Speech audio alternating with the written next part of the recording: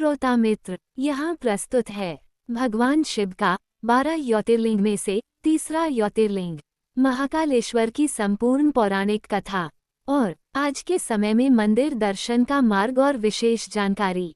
महाकालेश्वर ज्योतिर्लिंग की पौराणिक कथा। उज्जैन, जिसे प्राचीन काल में अवंतिका कहा जाता था, धरती का एक अत्यंत पावन नगर है। यहाँ शिव के 12 ज्योतिर्लिंगों में से एक महाकालेश्वर स्थित है। 1. प्राचीन अवंतिका और भक्तों की पीड़ा। प्राचीन काल में अवंतिका नगरी अत्यंत समृद्ध थी। यहाँ धर्म और भक्ति की धारा बहती थी। नगर में वेद पुराणों का अध्ययन होता, साधु संतों की वाणी गूंजती और शिव भक्ति का वातावरण था। किंतु समय समय पर दुष्ट राक्षस भी उत्पन्न हुए, जो संतों और भक्तों को सताने लगे। उनमें एक महाप्रबल राक्षस था दूषण। ये राक्षस कठोर तप कर अनेक वरदान प्राप्त कर चुका था। उसके अत्याचार से ऋषि मुनि परेशान हो गए। 2. ऋषियों की प्रार्थना और शिव का आविर्भाव। एक दिन दूषण ने ऋषियों को यज्ञ करने से रोका और उन्हें मारने का प्रयास किया।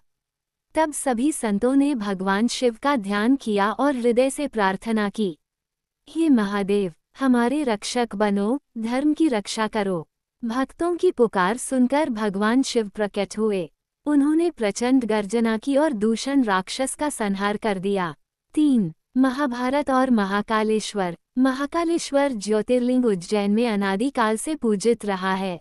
पौराणिक काल से लेकर महाभारत युग तक इसकी महिमा गाई जाती रही। कहा जाता है कि जब महाभारत का युद्ध समाप्त हुआ, तब पांडवों पर अपने ही बंधु बांधवों के वध का बोझ था। हृदय में ग्लानि और पापबोध से वे व्याकुल हो उठे। युद्ध जीतने के बाद भी उन्हें शांति नहीं मिल रही थी। भगवान श्री कृष्ण ने पांडवों से कहा, हे धर्मराज, इस युद्ध में धर्म की विजय हुई है, किंतु तुमने अपनों का वध किया है। इसका प्रायश्चित करना आवश्यक है। केवल महादेव की आराधना से ही तुम्हें पाप से मुक्ति और आत्मशांति प्राप्त होगी। श्री कृष्ण के मार्गदर्शन में पांडव तीर्थयात्रा पर निकले। वे गंगोत्री, केदार, प्रयाग, काशी और अनेक पवित्र स्थलों पर गए। अंत में वे अवंतिका नगरी उज्जैन पहुँचे, जहाँ भगवान महाकालेश्वर का स्वयंभू ज्योतिर्लिंग विराजमान है। ये वही स्थान था जहाँ शिव ने महाकाल रूप में प्रकट होकर दुष्ट राक्षस का वध किया था और भक्तों की रक्षा का वचन दिया था। पांडवों ने यहाँ आकर कठोर तप किया, उपवास किया और महाकालेश्वर का जलाभिषेक किया। उन्होंने अपने हृदय की पीड़ा शिव के चरणों में अर्पित की। कथा कहती है कि भगवान महाकाल ने प्रसन्न होकर उन्हें दर्शन दिए और कहा, हे पांडवों, युद्ध में तुम्हारे हाथों जो कुछ हुआ, वह धर्म की रक्षा हेतु हुआ। तुम पाप से मुक्त हो। इस ज्योतिर्लिंग की पूजा करने से मनुष्य को मोक्ष और शांति दोनों की प्राप्ति होती है। पांडवों ने कृतज्ञ होकर महाकालेश्वर की आराधना की और यहीं से उन्हें आत्मिक शांति का अनुभव हुआ। 4. शास्त्रों में महाकालेश्वर। पुराणों में उज्जैन के महाकालेश्वर ज्योतिर्लिंग की महिमा विशेष रूप से वर्णित है। ये श्लोक सर्वाधिक प्रसिद्ध है। अवंतिकायां विहितो महाकालो महेश्वरः लोकानां हितकाराय तस्मात् तत्रोपसंस्थितः। अर्थात अवंतिका उज्जैन नगरी में भगवान महेश्वर स्वयं महाकाल रूप में प्रकट होकर विराजमान हुए, ताकि लोक कल्याण कर सकें। प्राचीन काल में अवंतिका नगरी धर्म और अध्यात्म का केंद्र थी। यहाँ ऋषि मुनि तपस्या करते थे और भक्त भगवान शिव की आराधना में लीन रहते थे। किंतु समय समय पर असुर और राक्षस यहाँ आकर संतों और भक्तों को कष्ट देने लगते। एक समय ऐसा आया जब दूषण नामक राक्षस ने यहाँ आकर आतंक मचा दिया। ऋषियों ने तपस्या छोड़कर भगवान शिव का ध्यान किया और पुकारा, हे महादेव, धर्म की रक्षा कीजिए। आपके बिना हम असुरों के अत्याचार से मुक्ति नहीं पा सकते। भक्तों की करुण पुकार सुनकर भगवान शिव प्रकट हुए। उन्होंने प्रचंड रूप धारण किया, उनकी जटाओं से अग्नि प्रज्वलित हुई और उनके नेत्रों से तेज निकलने लगा। ये रूप इतना भयानक और शक्तिशाली था कि स्वयं काल भी उनके सामने तुच्छ प्रतीत हुआ। उन्होंने दूषण राक्षस का वध किया और संतों की रक्षा की। उस समय देवताओं और ऋषियों ने मिलकर शिव से विनती की, हे महाकाल, आप यहीं इस अवंतिका नगरी में सदा विराजमान रहें। इस भूमि को अपना धाम बनाए, ताकि भविष्य में भी भक्तजन आपकी शरण लेकर भय और पाप से मुक्ति पा सकें। भगवान शिव ने आशीर्वाद दिया, मैं यहाँ महाकालेश्वर ज्योतिर्लिंग के रूप में स्थापित रहूंगा। इस नगरी का नाम और महत्व कालांतर तक बना रहेगा। जो भी भक्त श्रद्धापूर्वक यहाँ दर्शन करेगा वह पाप से मुक्त होगा और मोक्ष की प्राप्ति करेगा। 5. महाकालेश्वर स्वयंभू लिंग। भगवान शिव के 12 ज्योतिर्लिंगों में उज्जैन का महाकालेश्वर सबसे विलक्षण माना गया है। इसकी सबसे बड़ी विशेषता यह है कि यह स्वयंभू लिंग है। स्वयंभू का अर्थ है जो किसी मानव द्वारा स्थापित नहीं किया गया, बल्कि स्वयं पृथ्वी से प्रकट हुआ हो। सामान्य शिवलिंग मनुष्य द्वारा पत्थर से बनाकर स्थापित किए जाते हैं, लेकिन स्वयंभू लिंग अनादि और अनंत शक्तियों से उत्पन्न होते हैं। इनमें भगवान शिव की साक्षात उपस्थिति मानी जाती है। प्राचीन काल में जब अवंतिका नगरी में राक्षसों का अत्याचार बढ़ा, तब संतों और भक्तों ने भगवान शिव का आह्वान किया। भक्तों की करुण पुकार सुनकर शिव ने महाकाल रूप धारण किया और असुरों का नाश किया। युद्ध समाप्त होने के बाद संतों ने प्रार्थना की, हे महादेव, आप सदैव यहीं निवास कीजिए। हम चाहते हैं कि आपकी उपस्थिति इस नगरी में सदा बनी रहे। भगवान शिव मुस्कुराए और बोले, मैं स्वयं इस भूमि में स्वयंभू लिंग रूप में प्रकट रहूंगा। यहाँ किसी स्थापना की आवश्यकता नहीं होगी। जो भी भक्त यहाँ दर्शन करेगा उसे मेरे साक्षात दर्शन का फल मिलेगा। उस क्षण धरती से एक दिव्य प्रकाश फूटा और स्वयं शिवलिंग प्रकट हो गया। वही आज का महाकालेश्वर ज्योतिर्लिंग है। महाकालेश्वर ज्योतिर्लिंग स्वयंभू होने के कारण अत्यंत शक्तिशाली और जीवंत माना जाता है। भक्त मानते हैं कि यहाँ केवल पत्थर नहीं, बल्कि शिव की साक्षात ऊर्जा और चेतना विराजमान है। इसलिए यहाँ की पूजा और भस्म आरती का प्रभाव अद्वितीय माना जाता है। कहा जाता है कि जो भक्त महाकालेश्वर के दर्शन करता है उसे पुनर्जन्म से मुक्ति मिलती है। 6. शंकराचार्य और महाकाल। आदि गुरु शंकराचार्य 8वीं शताब्दी में प्रकट हुए, जिन्होंने पूरे भारत में सनातन धर्म का पुनर्जागरण किया। उन्होंने देश के चारों दिशाओं में मठ स्थापित किए और वेदांत का प्रचार प्रसार किया। अपनी यात्राओं के दौरान शंकराचार्य उज्जैन भी पहुँचे। उस समय तक महाकालेश्वर ज्योतिर्लिंग की महिमा पूरे भारत में विख्यात हो चुकी थी। कहा जाता है कि जब शंकराचार्य ने उज्जैन नगरी में प्रवेश किया और महाकाल मंदिर पहुँचे, तो वे शिवलिंग के दिव्य तेज से मंत्रमुग्ध हो गए। उन्होंने श्रद्धा से अभिषेक और पूजन किया और लंबे समय तक ध्यानमग्न होकर भगवान महाकालेश्वर की आराधना की। महाकालेश्वर मंदिर की सबसे अद्भुत परंपरा है भस्म आरती।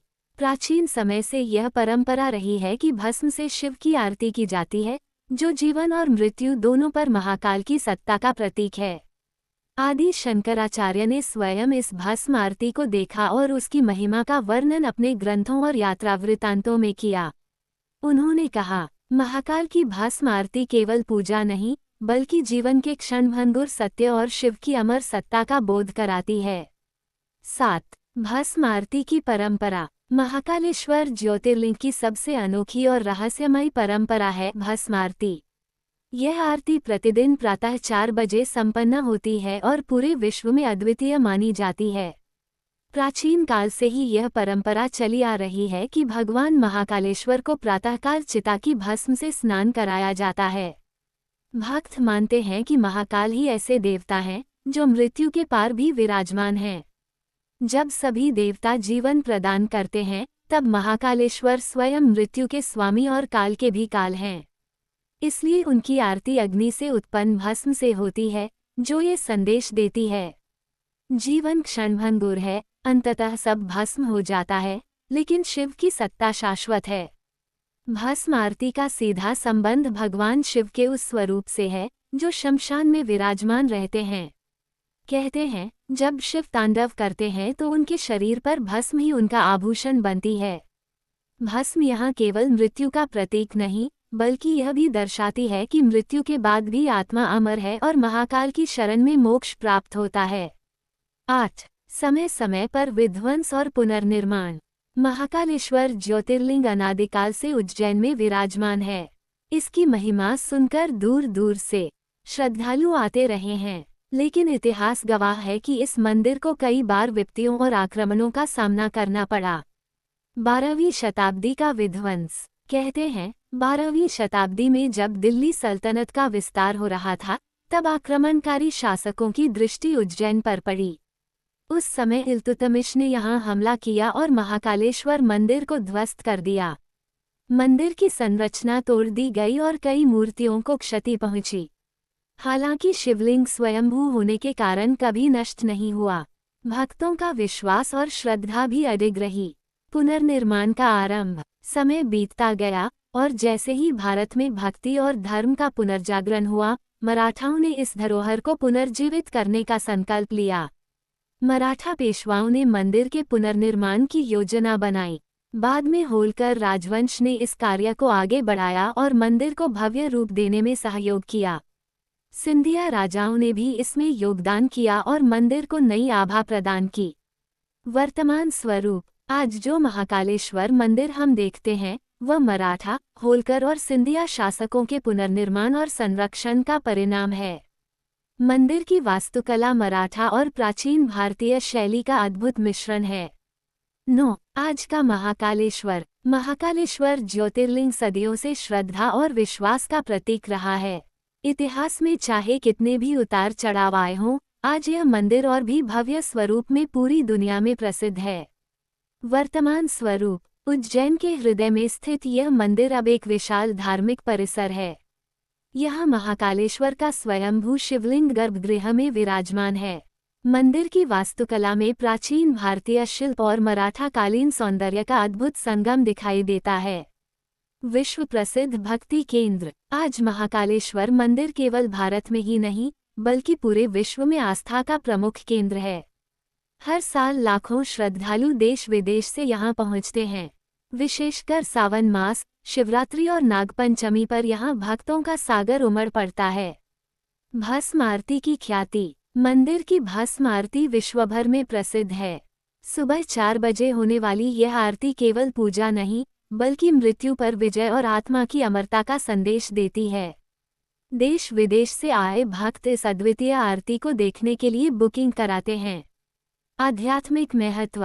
महाकालेश्वर मंदिर केवल पूजा अर्चना का स्थान नहीं, बल्कि यह भक्ति, अध्यात्म और मोक्ष की खोज का केंद्र है। कहा जाता है कि जो भी श्रद्धा से यहाँ दर्शन करता है, उसके समस्त पाप नष्ट हो जाते हैं और उसे महाकाल की शरण में मुक्ति का मार्ग मिलता है। आधुनिक व्यवस्था। आज मंदिर प्रबंधन ने श्रद्धालुओं के लिए विशेष सुविधाएं उपलब्ध कराई हैं। लाइन से दर्शन, ऑनलाइन बुकिंग और तीर्थ यात्रा मार्ग भक्तों को सुगम अनुभव कराते हैं। फिर भी जब भक्त गर्भगृह में शिवलिंग का दर्शन करता है, तो वह अनुभव केवल भौतिक नहीं, बल्कि आत्मिक होता है। महाकालेश्वर मंदिर दर्शन मार्ग। स्थान उज्जैन, मध्य प्रदेश, क्षिप्रा नदी के तट पर। कैसे पहुँचें? रेलवे। उज्जैन जंक्शन प्रमुख रेलवे स्टेशन है। हवाई मार्ग। निकटतम एयरपोर्ट इंदौर, लगभग 55 किलोमीटर दूर।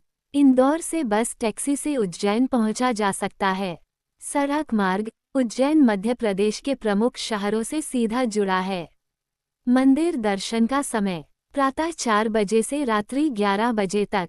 विशेष आकर्षण भस्म आरती प्रतिदिन सुबह 4 बजे।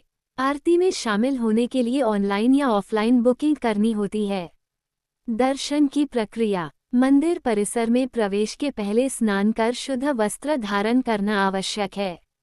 गर्भगृह में भक्त शिवलिंग को स्पर्श कर सकते हैं और जलाभिषेक कर सकते हैं। सोमवार और महाशिवरात्रि पर यहाँ विशेष भीड़ होती है। आसपास दर्शनीय स्थल हरसिद्धि माता मंदिर, काल भैरव मंदिर, क्षिप्रा नदी घाट, सांदीपनी आश्रम। महाकालेश्वर केवल एक मंदिर नहीं, बल्कि यह काल के भी स्वामी भगवान शिव का साक्षात निवास है। यहाँ आकर भक्त मृत्यु और भय से मुक्त होकर आत्मिक शांति पाता है। यही कारण है कि महाकालेश्वर को मोक्षदायिनी नगरी अवंतिका का हृदय कहा जाता है। श्रोता मित्र, अगर आप भगवान शिव को भगवान मानते हो और सच्चे मन से भक्ति और पूजा करते हो तो चैनल को सब्सक्राइब करके ज़्यादा से ज़्यादा वीडियो को शेयर करें। ओम नमः शिवाय।